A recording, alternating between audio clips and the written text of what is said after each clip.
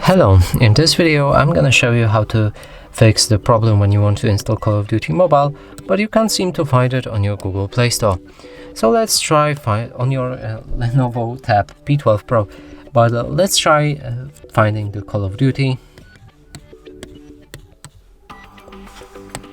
It's right here, and as you can see there's no game available to download. So now let's fix that by going back, clicking on our profile icon, then settings and family, parental controls, and from here there's actually two ways you can fix that. And the first one is to disable parental controls and by typing in your PIN and then OK. The second way is to go to apps and games, type in your PIN, click OK, and set it to PEGI 16 at least, then save. And if we go back to Google Play Store, search for Call of Duty, it's right here. We can play it or download it. I have it downloaded, so it's actually playable now.